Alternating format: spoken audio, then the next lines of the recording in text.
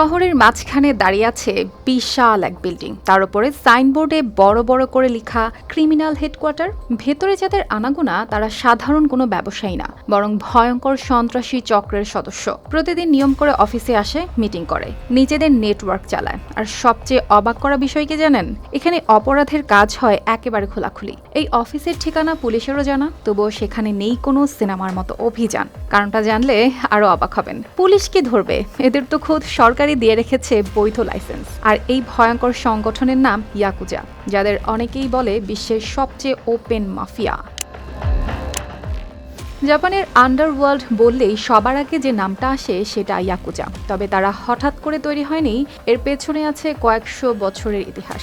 1700 শতকের জাপানে একদল ভ্রাম্যমাণ ব্যবসায়ী ছিল, যাদের বলা হতো তেকিয়া। তারা বিভিন্ন মেলা আর বাজারে ঘুরে ঘুরে জিনিসপত্র বিক্রি করত। আরেক দল ছিল বাকুতো, যারা অবৈধ জুয়ার আসর বসাতো। ধীরে ধীরে এই দলগুলো নিজেদের এলাকা বানাতে শুরু করে। এরপর শুরু হয় চাঁদাবাজি, দখল আর শক্তির খেলা।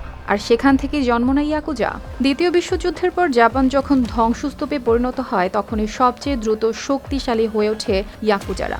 যুদ্ধ শেষে দেশে ছিল বেকারত্ব, বিশৃঙ্খলা আর কালোবাজার। আর সেই সুযোগ কাজে লাগিয়ে তারা ঢুকে পড়ে জুয়া, অস্ত্র, চোরাচালান, চাঁদাবাজি আর অবৈধ ব্যবসায়।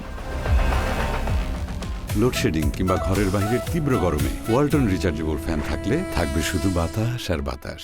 তবে ইয়াকুজাদের সবচেয়ে আলাদা পরিচয় ছিল তাদের ট্যাটু। শরীর জুড়ে বিশাল বিশাল ড্রাগন, সাপ, বাঘ, আগুন কিংবা সামুরাই ডিজাইনের ট্যাটু আঁকা হতো। এই ট্যাটুকে বলা হয় ইরেজুমি।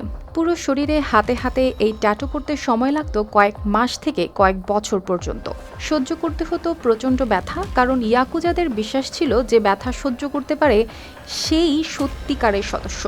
তাদের নিয়মও ছিল ভয়ঙ্কর কঠোর। বসের কথা অমান্য করা মানেই শাস্তি। আর সেই শাস্তির সবচেয়ে ভয়াবহ রূপ ছিল ইউবিৎসুমে, মানে নিজের ছোট আঙুল কেটে বসের সামনে ক্ষমা চাইতে হতো। তবে ইয়াকুজাদের নিয়ে জাপানে এক ধরনের অদ্ভুত দ্বৈত ধারণাও ছিল, কারণ অপরাধের পাশাপাশি অনেক সময় তারা সাধারণ মানুষের সাহায্য করত। ভূমিকম্প, সুনামি বা বড় দুর্যোগের সময় সরকারি সাহায্য পৌঁছানোর আগেই কিছু ইয়াকুজা গ্রুপ ত্রাণ, খাবার আর ঔষধ নিয়ে হাজির হয়েছিল। তবে বাস্তবতা হলো অপরাধের অভিযোগ থেকেই যায়। খুন, মাদক, মানব পাচার, অস্ত্র ব্যবসা, চাঁদাবাজি, অসংখ্য অভিযোগ জমতে থাকে ইয়াকুজাদের বিরুদ্ধে। আর এরপরে কঠোর হতে শুরু করে জাপান সরকার।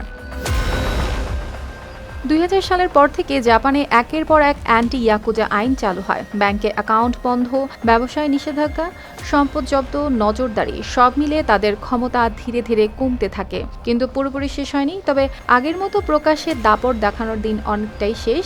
এখন তারা অনেক বেশি লুকিয়ে কাজ করে। কেউ বৈধ ব্যবসার আড়ালে থাকে, কেউ আবার প্রযুক্তি নির্ভর অপরাধে জড়িয়েছে বলে ধারণা করা হয়। অর্পিতা জাহান, RTV।